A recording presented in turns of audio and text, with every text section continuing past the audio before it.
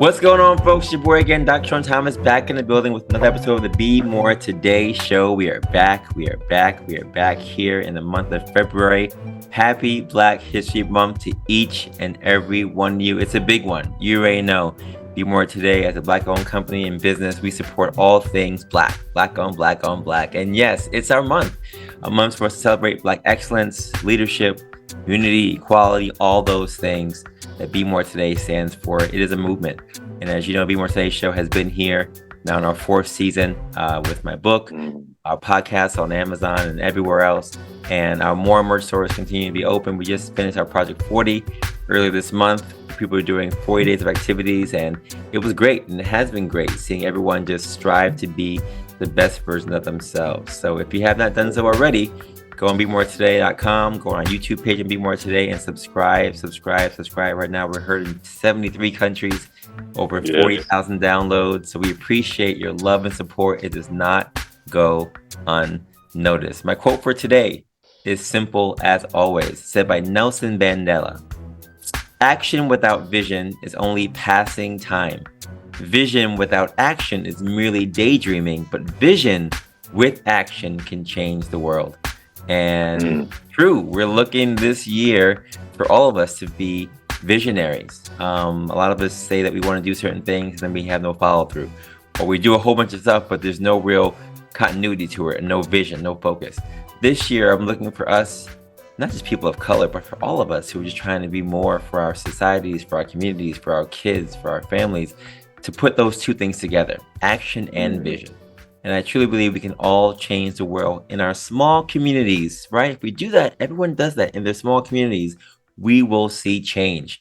And my guest on today's show is a community changer. He's a community builder. He's been doing this for a long time. I had the pleasure of meeting him while we both were competitors in Ivy League, right? He was at Harvard, I was at Brown, and we crossed paths often, usually with the side eye. But, you know, I think, you know, that you recognize that there are so many things that you have in common with certain people like that. So it's good to share those things. And our guest on today's show is Lawrence Adjah, and he is a community builder, a host, and serving at the nexus of business, faith, and community wellness. Now, Lawrence builds communities and hosts conversations that unite, heal, and transform lives. He serves as the founder and chairman of the Family Dinner Foundation, whose mission is to connect the world as a family and beyond the dinner table. Beginning with his first initiative, Our Family Dinner, in 2008, which reached nearly 50,000 young professionals around the world.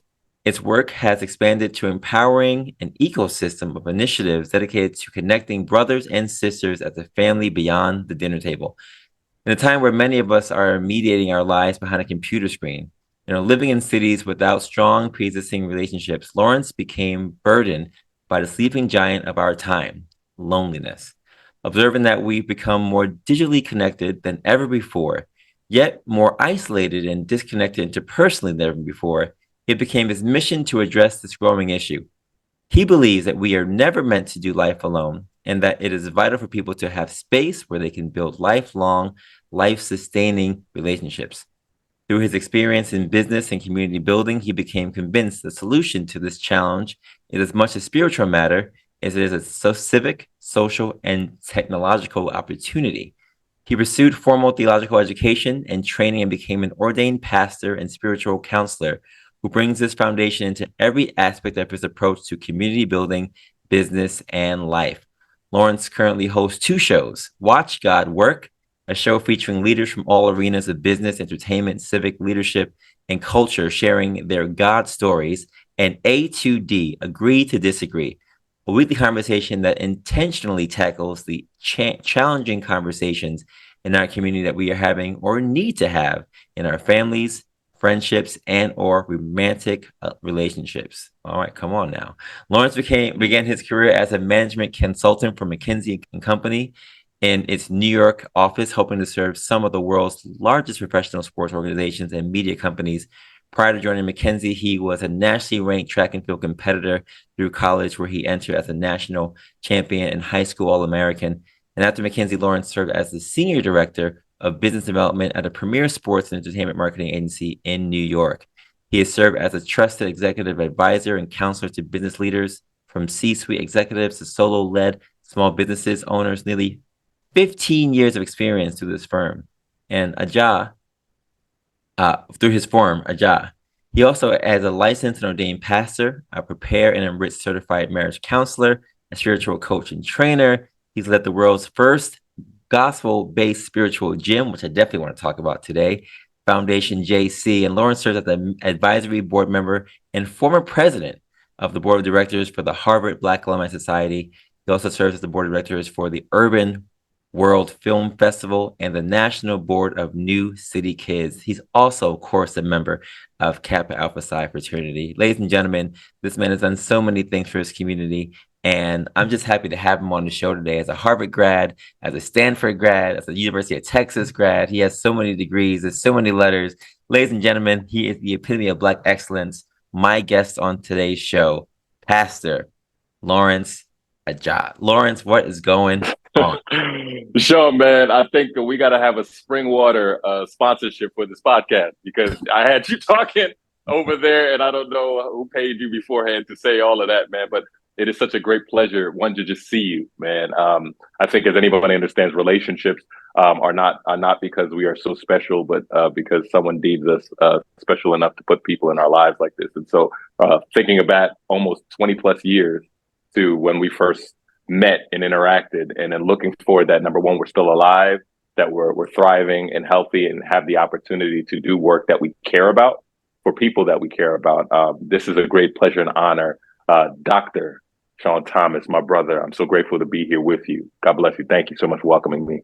No problem. I appreciate you. And yeah, I mean, literally, I remember being at Harvard, looking at you and Sam, not like y'all. And, we didn't compete directly against each other, because it was always me and Sam kind of going at it. But you were there, and I remember you being there. And when you're in that circuit as minorities in a predominantly white environment, right? We stand out. We stand out. So there's a certain connection that comes when you're, especially in the athletic arena, because you're just doing the same kind of thing with the same kind of drive. But seeing you guys all the time it really inspired me to know that, we were on a journey that was meant to be for greatness, even beyond track and field. Just seeing us being in those arenas and being game changers at that time, whether it was academically or athletically or what have you. It was just a fun time. And looking back on it, yes, 20 years ago, that was 20 years ago. It's just great to see the progression and the change. And I've been following you ever since. So I said I had to have you on the show for Black History Month, because you, in my mind, are really the epitome of Black excellence, as someone who's bringing the community together on a regular basis. And there's so much I want to ask you. So the first one I want to ask you is this family dinner. How did this family dinner concept come up for you? And why is it so important for you to put this message of community out there for everyone else? Sean, it was unintentional. I always lead with that. It was an unintentional work, which at least let me know that it was pure. It was actually, I was finished my track career at Texas, and then moved back to New York to begin work. And I think of anybody who's been in a major city, obviously, Sean, you're in Brooklyn, my birthplace, Flatbush, shout out. There was a lot of people descending upon a city from all over the world at different stages of life, working hard, moving fast. But, the consistent conversation that came up with the people that I knew was, professionally, things are great. Interpersonally, things are a struggle, right? That I have no lack of an ability to network and find relationships for people to, work, and or I have no lack of being in positions where people want to socialize generally. But when it comes to people that actually I know care for me and actually building sustainable relationships, it feels like I'm performing or competing all over again. I don't know if I have the right title. Did I go to the right school? Do I present myself the right place? You have to perform for a relationship. And so it was actually a story of one of my good friends who was a mentor at an investment bank. She became a young managing director, a very young sister from Texas. And she was just like, Lawrence, I'm doing well, but I feel lonely. I feel depressed. I just don't know anybody here. And I think if something happened to me, it'd be a while for anybody to actually show up here. And so I think that became the genesis of, a kind of a tradition that I can't take credit for, nor do anybody else to take credit for. It was something that my parents, we came over to New York from Nigeria in Brooklyn in the late 70s. didn't have blood relatives, lost my paternal grandfather. My dad was orphaned. My mom lost her parents young. And so when they came to this country with my oldest sister, they really didn't have anybody. And so when they finally rooted themselves, they literally built community, not only in our house, we had dinner as a family every day, but when we gathered and had meals or larger meals, we invited our neighbors because we had to build the village. And so I said, hey, I'm moving back to New York. If you're from the tri-state area, you kind of feel like you're still home. It don't matter what state you're in. And I said, you know what? I feel a responsibility to, if I have great relationships and people I know are struggling with relationships, I don't own these people. All right. And so I think it's important for me to open that up, right? How could you be lonely and I'm not? That doesn't make sense. And so that was the impetus for it. We started at a dinner, phones away. We tried to make it as family reunion like as possible. And it took on a life of its own. And so that became the impetus. 2008, we hosted citywide dinners every other month. And it just kept growing. And we had no website, nothing, all word of mouth. And, I can only give that by the grace of God to how it grew. That's incredible. I have a friend of mine who every Christmas, she puts it out there on social media that if no one has any place to go, no place to go, her doors are open. And every year someone goes to her house because people are looking for that kind of thing. So the fact that you cultivated that based on your family situation and share that with the rest of your community, that's awesome. And, I wish that there were more of us who were able to do those kind of things, but it's those kind of things that I do believe builds community like you have. And it's a testament to your growth and your spirituality as well. I do believe that there's a certain level of compassion that you have to have when you're looking at those kind of disparities. And I don't think most of us have that automatic, oh, let me go do this, open up my doors and just give, which more of us, I wish we did. But, in the spirit of Black History Month, I think that's one of the things as we as people of color could do more of, just to really extend the helping hand. There's so many of us who get caught in this competitive thing. And, even thinking about, well, like we were back in Ivy League, with the competition, there weren't a lot of us. So the few of us that were there, it felt like we were all competing for whatever shine or glory at that time. But to be honest, it was really about all of us just rising up and just being great, being able to be in that arena, which was a predominantly white arena for so many years, for us to be in those seats and to be in those rooms and to be the ones who are now the faces of so many things that we weren't allowed to be. That community wasn't really there. It was more competitive. So I'm glad that there's this community essence that's now going around with all of us, because that's what it's really about. Sean, I mean, even you bringing that up, I said that this wasn't, and there's nothing new under the sun, as it's been said, right? And so I think, when I think about our communities, particularly if you think about the United States in the past century, right? The neighborhoods themselves became small villages. People knew each other and knew of each other. And it seemed like there was a common unified experience, quote unquote. And what's concerned me is just has been a natural evolution of our culture of individuality, especially in the West, where it's a very much like I don't have to interact with anybody, quote unquote, to get groceries, to get deliveries, to do. I could essentially just Amazon my life, every aspect of my life. I don't even have to go out to meet. I can go online and do everything. So I essentially I have this mindset where everything's about me versus, many cultures that you can understand around the world are very much a lot more communal, a lot more family oriented, a lot more kind of group before individual. And so there's benefits of that, but there's also drawbacks. And the drawbacks is that you lose a collective identity. People find it too much of a risk and sacrifice. Because think about it. Someone sharing a meal is very intimate, man. That's a vulnerable thing. One, being in your home. Two, you, especially if you're the cooking type, and I definitely am one, and I'm definitely am one with the appetite if somebody decides to cook, right? That's a labor of love for somebody to do that for a perfect stranger. Yeah. That's a very Acts 2:42 to 47. That's a very intimate thing. And so I think it's been an unintended consequence of just how we have evolved as a society, that we've become so fragmented that the idea of doing it seems so foreign when, quite frankly, especially in our community, we come from that. We come from making sure, oh, Miss Thomas saw you down the street, or such and such saw you, or you can be disciplined by somebody else down the block, right? And so I think it's returning to who we are for me, I see it more as a redeeming and returning to what we've been made to do. Yeah, I think it's great. A question for you, just looking at our current trends in society and how everything is, I don't want to use the word sensitive, but everything is Mm, very, very specific when it comes to people being able to, or being open to having those things happen, right? Being able to have someone else discipline your child, or being able to have your doors open, or being able to ask your neighbor for something. Because sometimes, like you said, we are now in this stage where things are very insular. mm, Especially I think about New York City, I think about Brooklyn, right? I live on a street where there's so mm, many people around me. And there's a certain neighborhood feel that is definitely mm, here. We have a block association person, and we have block parties, whenever else, and there's definitely that feel. But there's also this feel of I don't want to talk to anybody sometimes. And this is not me. I'm just saying the feel in general, right? There's some feel for just I want mm. to go to work and just come home and be back in my insular house. I think about the Amazon drop-offs for people. There are some people who live in buildings where they don't leave their house at all. It's just Amazon everything, fresh direct everything. And I have a person that I actually work with who doesn't leave her house at all. She literally is in her house every day. And people come to her to say hi and whatnot, but she never leaves her house at all. So when it comes to those community contacts and interactions, I guess my question is, how do you balance the where we were, what you're talking about? You're trying to bring that back with what the current feel of some societies is, which is I don't want to interact with people.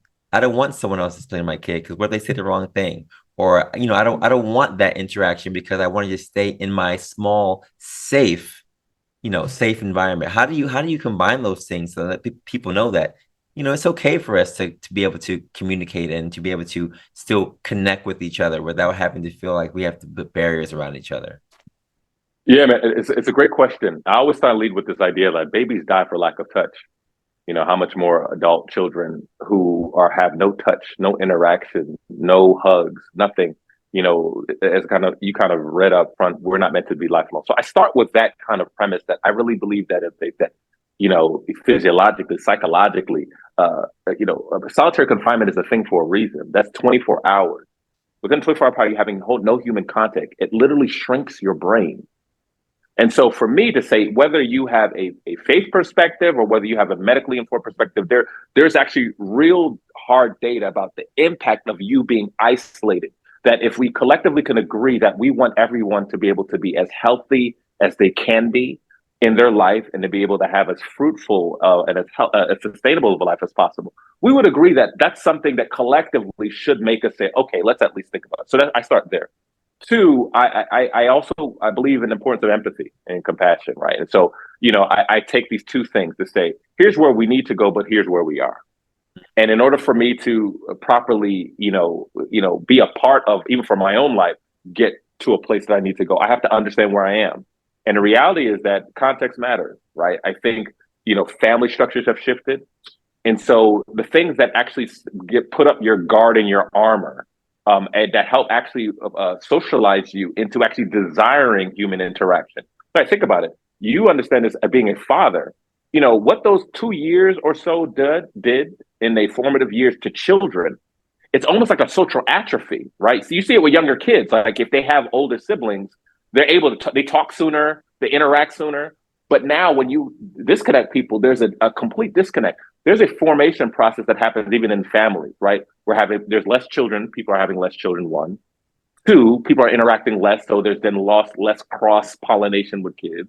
Mm. There's also this dynamic of like our family structures have shifted a lot. Things are not perfect on this side of glory. So marriages are not necessarily always sustaining in the way that we would hope they would be. And so I believe that, God has ordained or like I believe in faith that fathers and mothers are necessary. And so when you have just twists on that, it affects how children come up. Do they feel more safe when dad's not there? We see the research that talks about the level of safety and security children feel when they go out into the world, right? When that figure is not there. And so now think about that, just family changing. The place where I learned how to at least have a sense of security and safety has shifted. I have less interactions with people as I'm growing up. And now you put me out into the world. Mm. I think those things contribute to what we have. Two, I think just think about the dynamics of what's happening in the world, especially I think you talked Black History Month. Think about what's on the news. Think about the reality that even people, well-meaning people who care about community, right, are like, do I want myself, let alone my children? This world doesn't feel safe for me, especially if I have this hue, especially if my workplace doesn't necessarily feel safe, or for me walking down a block doesn't necessarily. So, what type of world are we living in? So that brings up this idea. With that said, I said all of it. That's understood. So that's even some of them, because there's many more levers. We could take all day talking through the reasons why. With that said, I think where we started was, even with that, yet and still, we're called to become a type of people, a type of person, right? I want to be a generous person, even though, I maybe have seasons of not having much. I want to be someone who cares for my neighbor, even though it's scary.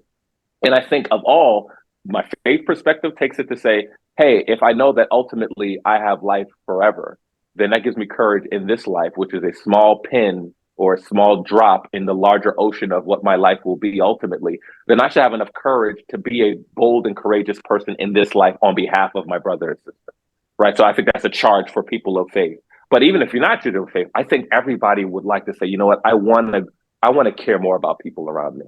I think most people would agree that they want to be that way. So what that means is saying, let's take the reality and let's affirm it.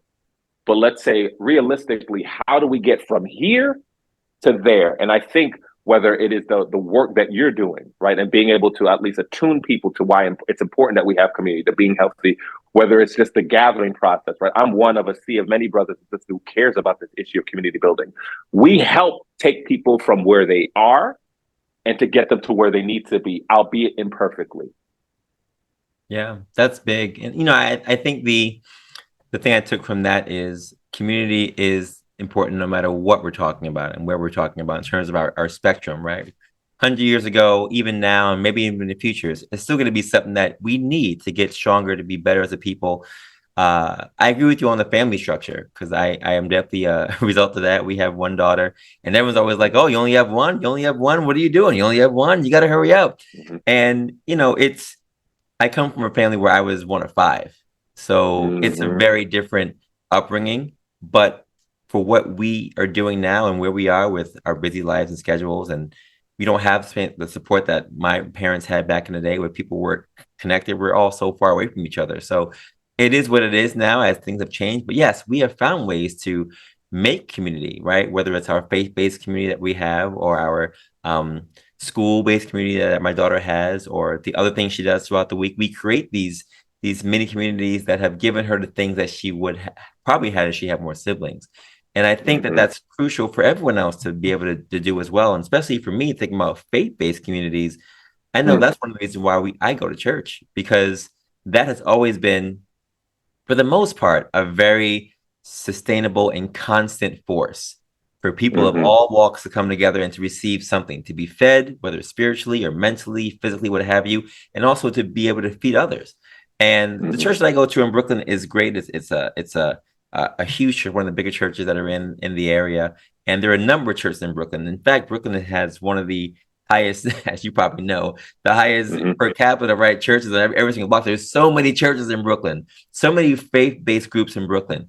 And my question for you now is, looking at the faith-based communities where you're talking about churches or mosques or what have you, there are so many groups and communities that use faith as a way to bring people together. Now, coming out of COVID-19, where a lot of these things were shut down, right? A lot of the community work that we did got thwarted, and it literally was stagnant for the longest time. And I'm sure you went through this. I'm sure you were probably online doing stuff for a number of weeks, months, whatever, to get people back.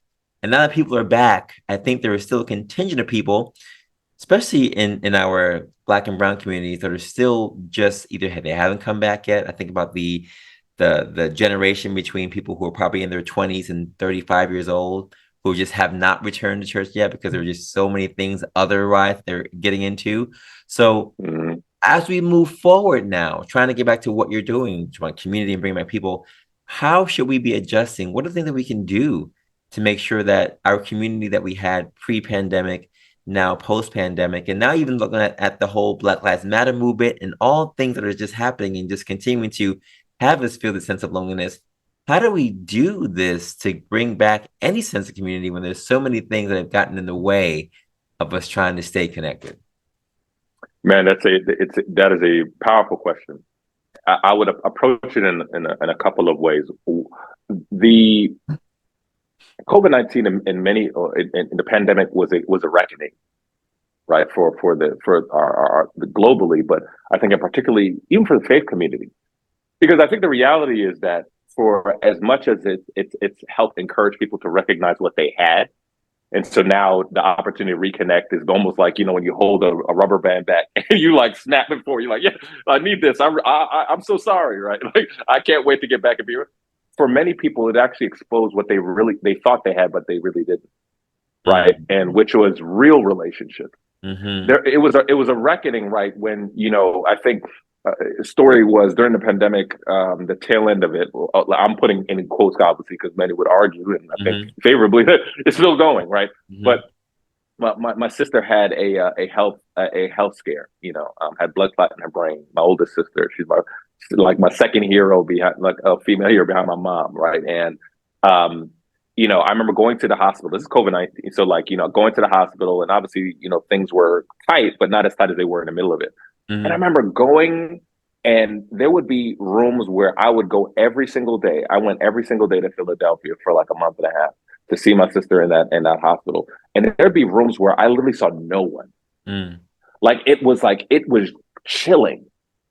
And what that brings up is in my most vulnerable moment, who's showing up for me? And I think for many people during the pandemic, it was, where are the phone calls? Mm. So if I'm not showing up in your building, do you not care for me? Mm. Wait, so was I just a set of numbers? Was I just another number on the roll? And so I think as much as it was I think helpful, and I think many communities of faith really got out there and really pushed, it also showed there was sometimes an opportunity and there was a gap in are we really building relationships?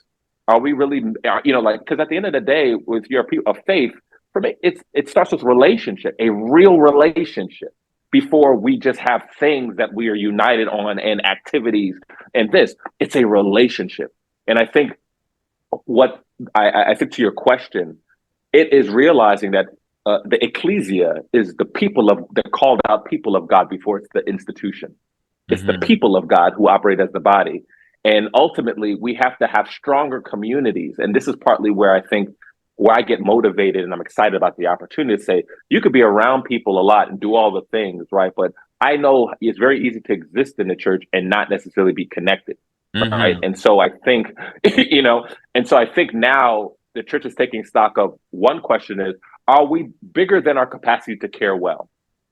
Some churches have to combine that to say, we have a lot of people in here, but are we really connected and are we making disciples? Are we bigger than our capacity to care? Right? Do we have more people? Do we need to shrink? Do we need to, have groups of 300 so that everybody's accounted for? So no one feels like they're falling through the ranks.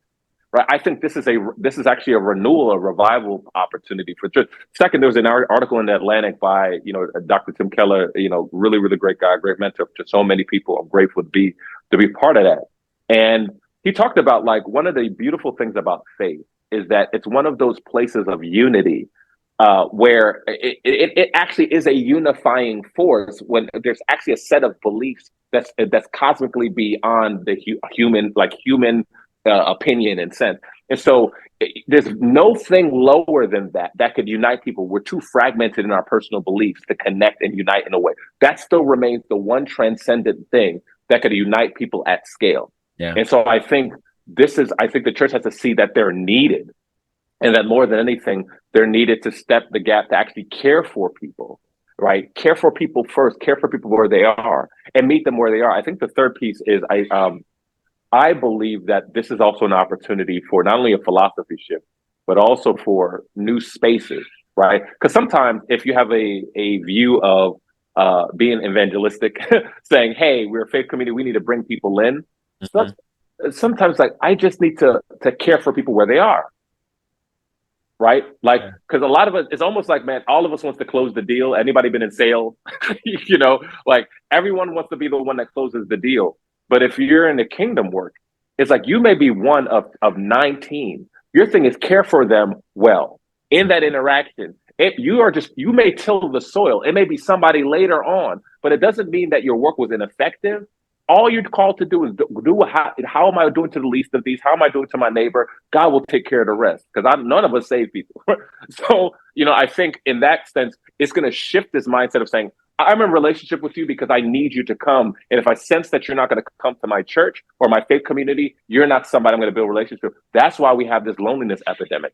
How do you have so many people lonely around churches and people of God?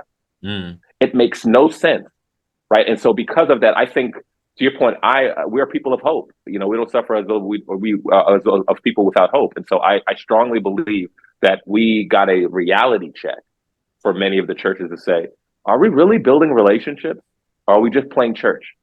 Yeah. And there are many people in communities at church where they wouldn't even invite some of their community members to their child's birthday party, but they're part of church together. Mm-hmm. That tells me there's something about relationship we're getting wrong.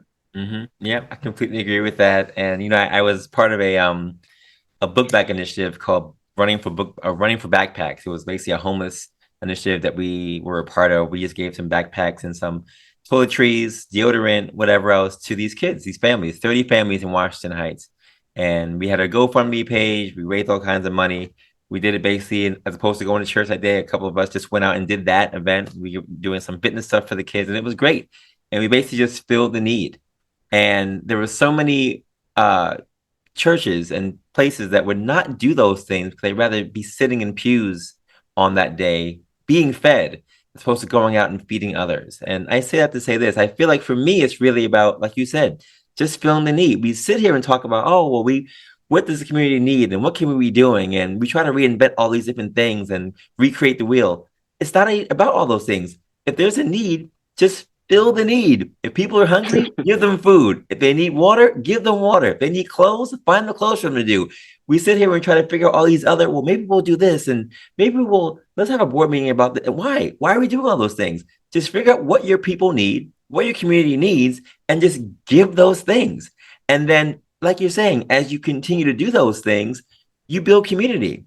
People who are doing those things can now talk and they can have relationships and they can talk and they can get to know each other on things that they like doing together, not just things that they believe in, but now we're talking about common threads. Now we're talking about common ideologies. And now we're actually getting to know each other outside of us just sitting here, just taking in information. Now we're actually bonding. And I think you're so right. There's so many people who literally would not invite their kids to a party, but they'll do anything else when it comes to fellowshipping in other areas of their lives. So that relationship line for me also was very much tested during COVID. And I've heard people even say, look, when the church was closed, because many churches were closed, right? We got to a point where people didn't know how to function. If we're the people and God lives inside of us, why, if the doors are ever closed, God is still here. He still lives in every single one of us.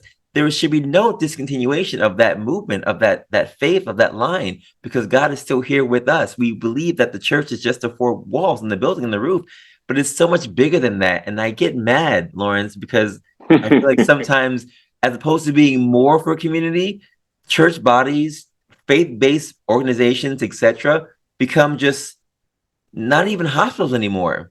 They're more like hostels. We just come and we kind of just be there for a while and we keep going. There's no more nurturing. There's no more feeding. People aren't getting better. We're just there. They're hostiles. We're just there.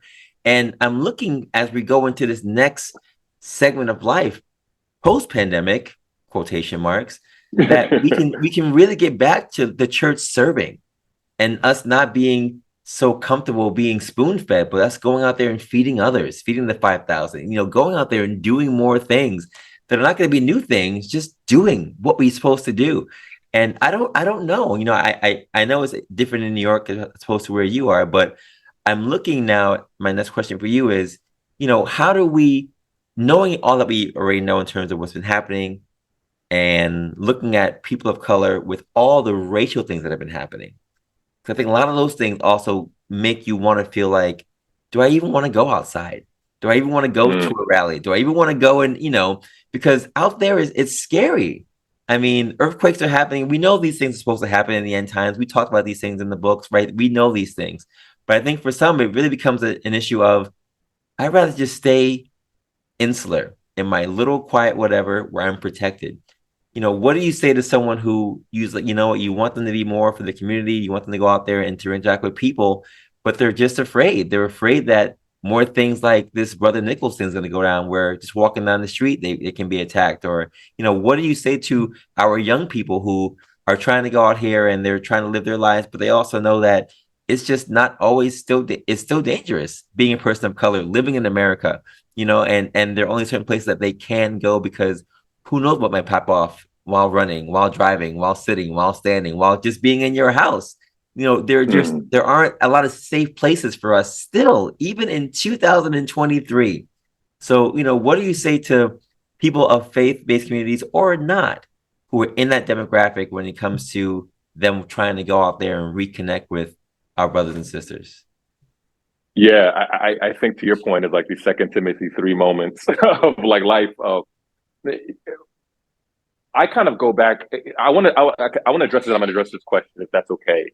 Sean, you talked about something, and when you talked about us being so insular, and I think it'll connect to this question.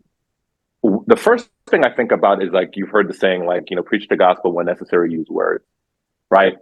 Think about it. We exist in a world where nobody gives about you unless they get something. I could lose my job if I don't perform. I could lose friends if I don't do this. Everything is about performance. My whole existence is performance, especially men. Suicide rates double, Black men, right? Where it feels like the world has no empathy for you and blames you for everything, right? There is everything going on. Imagine a world where people are giving things no strings attached. It is the most radical thing to say, who is this person who I don't have to qualify for this, but it's giving to me readily and freely? It is a shadow of something that we say we build our entire lives upon, which is that good news. And so I think it's one of the most powerful things. I remind people to say, when you're giving, they're expecting for you to want something in return, because that's the world they live in. But if we are people that are not of this world, then we actually have an opportunity when we give and say, and walk right off. It's like, my goodness, who are they? Where are they? It does something and it changes people. The second thing that you kind of talk about is like, it's not just our love for others. I think a lot of people are often scarred and pushed away based on how we love each other in the church. And so, again, when you think about Acts, they dedicated themselves to apostle teaching, to breaking the bread, to prayer. They added to their number daily, 3,000 in number, because they saw their love. That people in the community joined because how they were interacting with one another seemed so attractive. Right? It's like, yo, man, look at the way they're caring for each other. Look at the way the pandemic, they go into the Costco together, they go into, right? And so a lot of times it's not just maybe the lack of, it's like, wait, look, when you go home, look at how you treat. So if you came out here and you were treating people well, but they saw how you treated your family, your child, they look at you funny. So it's a similar dynamic to say, we looking at you funny. Because even though you out here doing these things, right, we see how you treat the people in your house. Right. Quote unquote, the house of God. So now when you kind of think about the reality we live in, I do think that we are given, I believe, spiritual resources to be fearless people. Fearless doesn't mean that we don't acknowledge fear. That's foolishness. But a part of it is saying, at the end of the day, I think what's scary. Here's what's scary. I think many people, and Sean, we're on this. I love these things because we can be real. Most people don't know what they're doing. Most people don't know what their purpose is. Most people, it's a faith journey. And so, some people say you don't start to live until you realize what you're willing to die for. And so I think we're at this stage where at some point you get this reckoning in your life where you're like, yo, am I going to bury the talents or I'm going to go out? Right? Am I going to say, God, I'm intact, I'm good.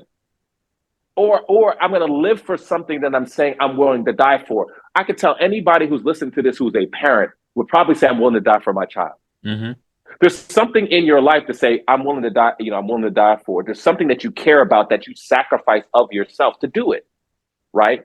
And I think that for me, I'm more on this rallying call, even for those of us that are brothers and sisters with our melanation of faith, to say, imagine if 50, 60, 70 years ago, we packed it up. That people weren't willing to die, weren't willing to leave their home, were willing to say, you know what? I may not make it to see the promised land, but my kids are going to. Right? And if I don't take this journey, and even though I'm going to die here, or even though I'm going to be sacrificed here, If I don't do it, my back is not a bridge for my kids in the next generation.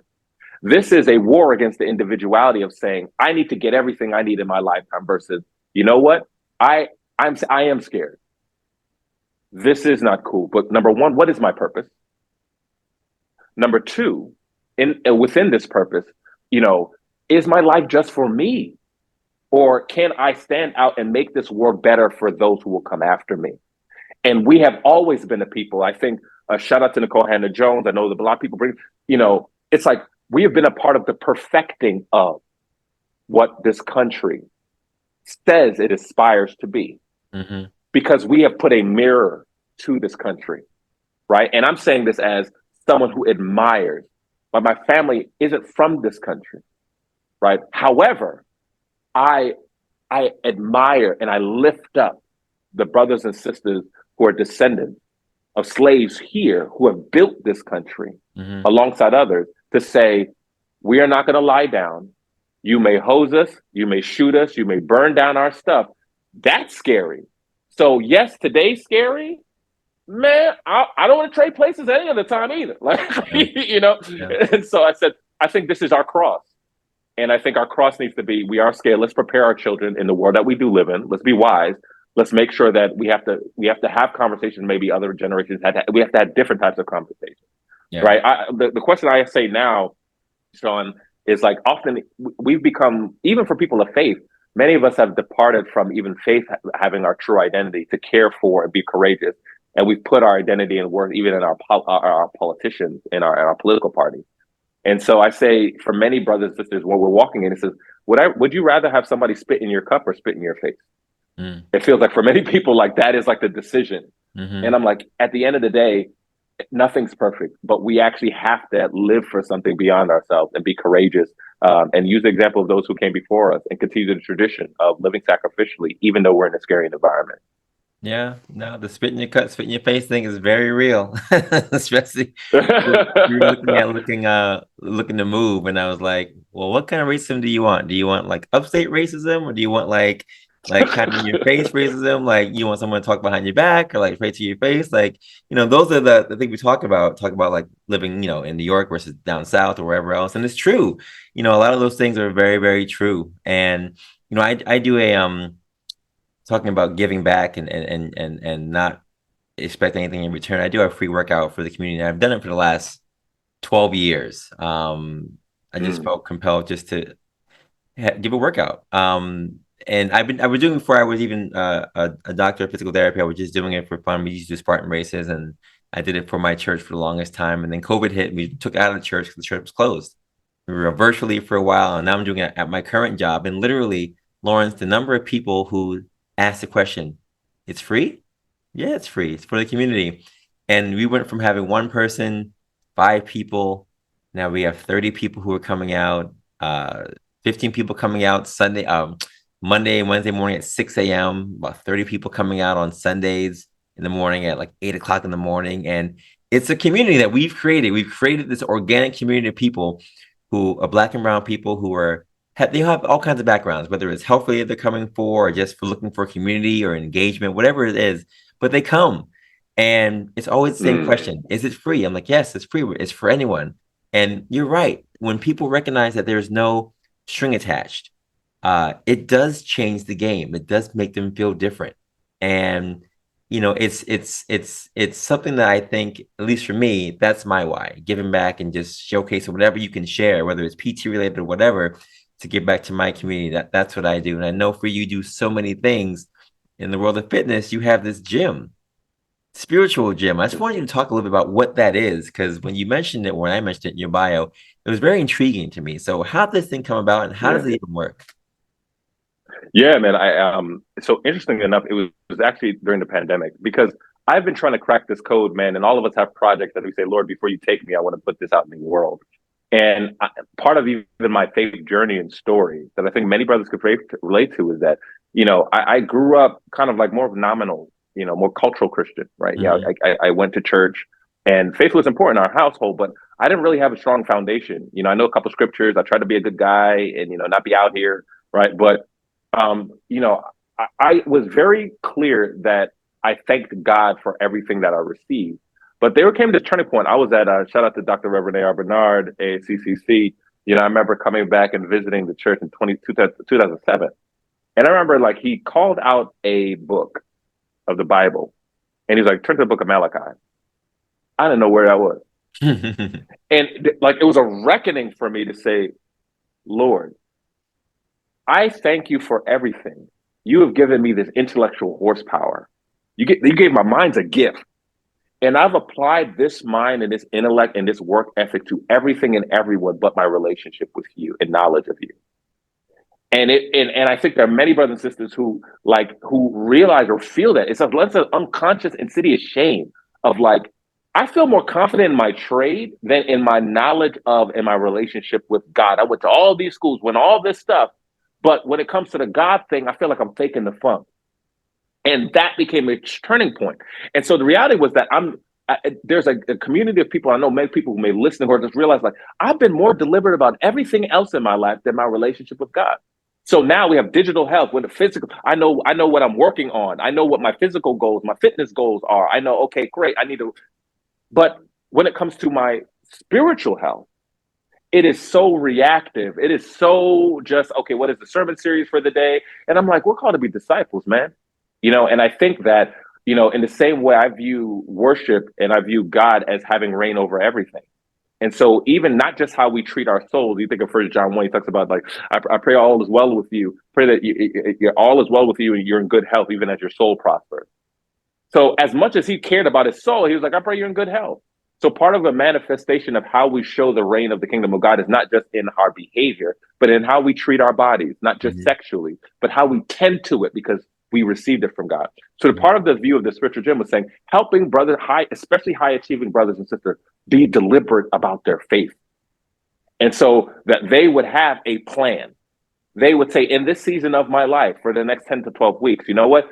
One of the things I said was that, especially for many people who've gone to educated, sometimes it feels very unempirical, which is good, right? But at some level, it's like, how do I become a good Christian? It seems like there's a million things for me to do, and I don't know.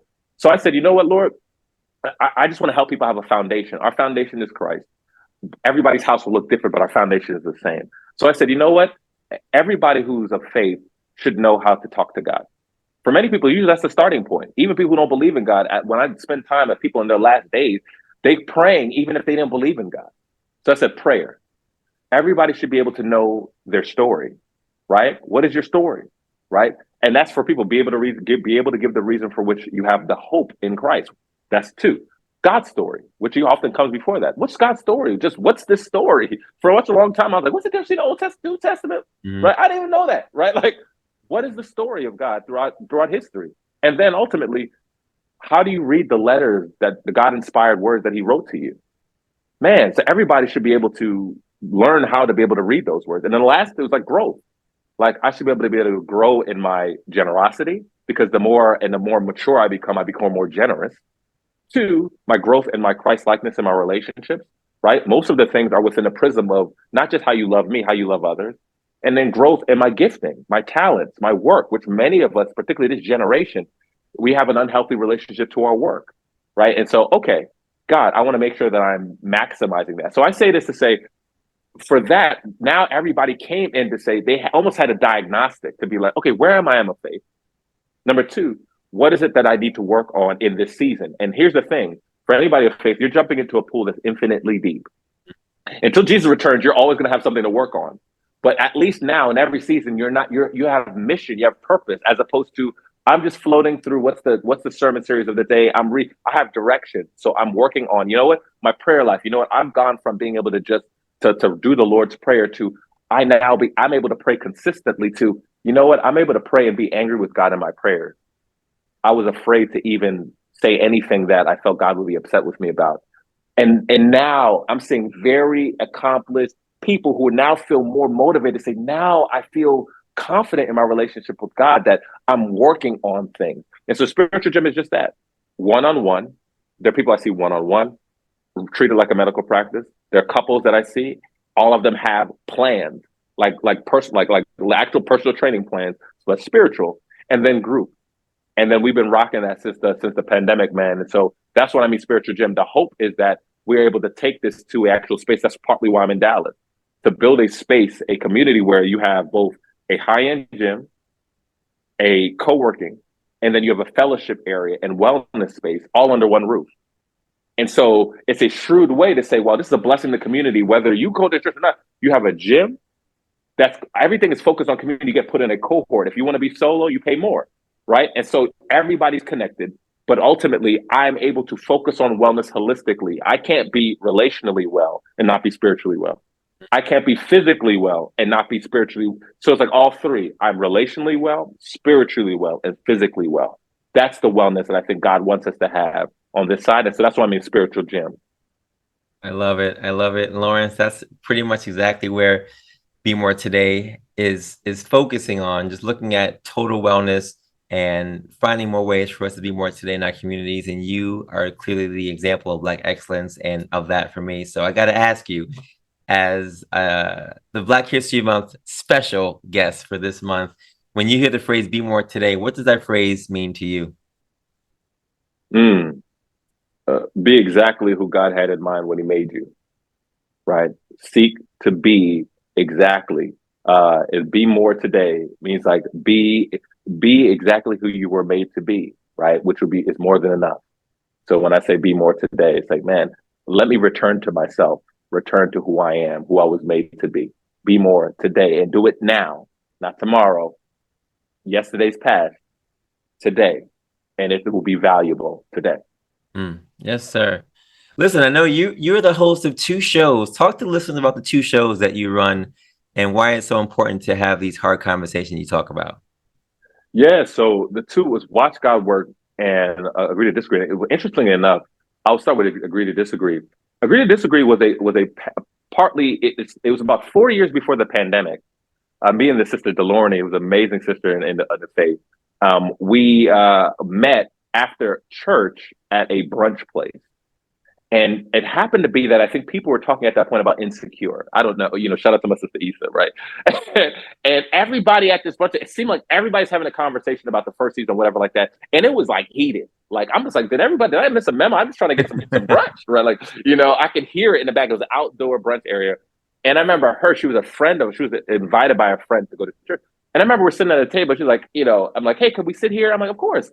And she was chatting. And then we started talking about it. And her and I, like, we were on completely, totally polar opposite views on this issue of Lawrence and Issa. But, I don't want to start it with people. So we were talking about it. But we were talking about it in such a mutually caring and respectful kingdom way. It was like, okay. And like it seemed like the whole room shifted and were just descending upon us. Not because we're having any different conversation that they were having, but we realized in retrospect, it was because we were having this conversation respectfully, right? And so I said, we didn't, and she was like, we need to do it. And I was like, nah, man, I ain't trying to do podcast for the sake of podcast. Like I was kind of like, nah, I don't got time for this. Right. And the pandemic happened, and I just needed, with everything going on, a place to process and just get out all these things, right? And so we did it on Tuesdays. And the initial view was like, hey, let's do 100 episodes, and let's talk about topics that are timeless, not trendy, but they're timeless, like how to this.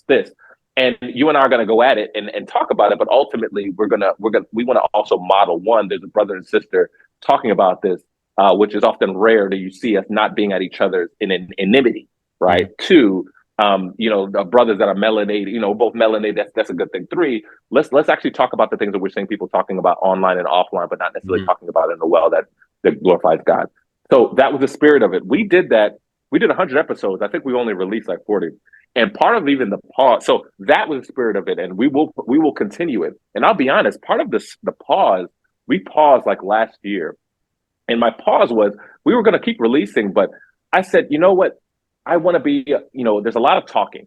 I think we're modeling a lot of good things, and we're going to continue. We have all these episodes that we're ready to release, but I said, I think we have also an opportunity and obligation to help like solution. And so I want to take the conversations we have and then let's at least append them with, okay, depending on where you are, here's a step you could take, here's a step you could take, so that people don't feel tired again of us and these same conversations and nothing's happening. And so that's part of the pause. Watch God Work was, I think, the genesis for that was, I think for many people I went to business school with, and a lot of times we talk about faith as though it is so wholly separate from our work, and it's like, oh my gosh, is the extent to which I could bring God to my work only that I just need to be a good Christian and a good person and I wear my cross and that's it. Mm-hmm. I said, no, no, no. Right. When we think about, man, why is insurance the way it is? You can understand as PT. What I'm like, in my mind, I said, where are the Christians? Like, it should affect policies. It should affect how you think about the work we do. When we think about the police brutality and things, where are the Christians who are thinking about this at the operative level to say, where is the kingdom in this? Right? Is this godly for us to put somebody in solitary confinement? Is this redemptive? Is this people of the redeemed one who would put policies forward? I don't just think that the light is just for people in the corner. I think the light is for the world. I think it helps people live better. And so I said, you know what? We need to give more platforms for brothers and sisters who often feel they have to hide their faith and often just say thank you at the award show and say, I thank God, to say, you know what? Talk to me not just about God in your personal life. Talk to me about how God has shown up for you in your work, right? Where you're like, man, I had this one contract. I thought I wasn't going to do this work. PT was good, but nobody in my community came from it. But I felt God say this. I had a moment with God in this. I think for people that would really capture the hearts of this generation who are so like almost worship their work, to say, wait, God has a place here for me. I can be affirmed in something I care about. That was big. And number two, I think shout out to my boys, Rashad, Troy, Earn Your Leisure. I think people are at this place where they're like, show me how, right? Sometimes we could be so heady and often be very Christianese about faith, where it's like, this is good and feel good, but how does this help my faith today? Make it relevant to me. I need to make money for my family. And so I think I wanted to also have a platform where we say, watch God work, where actually it shows how God works in your life, to say, you know what, actually, here's why prayer is important for me, not just because it makes me feel like I'm a good Christian, but like, here's how tangibly this shows up in my life. Here's how my faith community shows up in my life. And so I wanted to be able to put a space for people who are professionals to talk about really how faith is relevant to their day-to-day life. I love all of it. And if you already heard, please go on all the social media platforms and podcasts and subscribe to those shows. They are going to be phenomenally changing your life. And I agree. You talking is one thing, but giving people the tools to go out there and actually put those things in place, that's the more important part. So I'm glad you're focusing on that. Lawrence, what's next for you, man? I know you try and do the spiritual gym thing. What's next for you for this year? If anything else that's coming up, you want to tell listeners anything that's popping up for you in the next couple of days? I'll share three things I'm excited about. Number one, I'm really excited about. I actually was able to do something that I wanted to do for some time, which is I did a full recording of an audiobook of the Bible in NIV. And for many of the brothers and sisters I was working with, they were like, I've always wanted to finish reading the Bible in its totality, but I've struggled to. And I think for many of them, it's like it's in a language I don't understand, like King James doesn't. It's hard for me to understand. And two, I listen to audiobooks, and so the word says faith comes from hearing. And so I said, let me do that. And so that's going to be released, and I'm excited for that to be a companion, not only for professionals to listen to it and finally hear the full word. I'll put it like this. It's for many people, and I was like, it feels like you based your life on a movie that you haven't watched in its entirety. I know many people could relate to that. Like, how you feel when people talk about Game of Thrones or some other thing, you like, right. I didn't watch it, you know what I mean? Right. And so there's a confidence that's unlocked when you it's like Inception. When you read the first time, you're not going to get everything, but you're like, okay, now I feel comfortable that I've at least seen everything. Now I can go deep. Yeah. That's what it is for faith. So I'm excited about that. And so my website, lawrence.com, you'll see the release, or Watch God Work. You'll see that where we'll be publishing that within the next month. So sign up for the pre-order there. One. Two, I'm a host on the Just Heal Bro Tour. And we did that for this year. And again, it's for mental health and wellness in Black men. But I think it's relevant for all brothers and all men. I mean, who are struggling with, being mentally well. And there's really often very few places where people actually care. They may say they care, right? But I think particularly for brothers, it's like, man, it seems like we get more respect and honor or attention in death than we do in life, right? When one of us dies, then that's where all the attention is. But when we're alive, you don't care. Yeah. And so I'm excited for people to be able to get involved in that. And I think lastly, as it relates to this spiritual gym, my view is, I have this vision for the foundation. The ultimate vision is that it be a live, work, play community where people who want to share values of how they live and raise their kids live in a community that intentionally puts them in community. Within that community is this wellness center that I talk about, where you have co-working, you have a gym, and then you have a fellowship area where you could worship, you could have meals, you could watch the game, and all under one roof. You know, I'm working on that, and so my view is I'm going to share more of that vision, and so people could at least join us in that work. But I think it'll be something that'll change the world. I really do. You know, I think we need a return to the community center for this generation, particularly for those, whether they're in church or not in church. We need that. Pastor, you're giving me life right now, and I appreciate all of it. I appreciate all of it. Hey, where can people follow you on social media or otherwise? Most definitely, man. I've taken a nice status on social media, but I'm coming back. You can follow me on Instagram at Adjah. A as in Apple, D as in David, J as in Jack, A as in Apple, H as in hello, _L, L as in Lawrence. Adjah _L on Instagram and or on Twitter.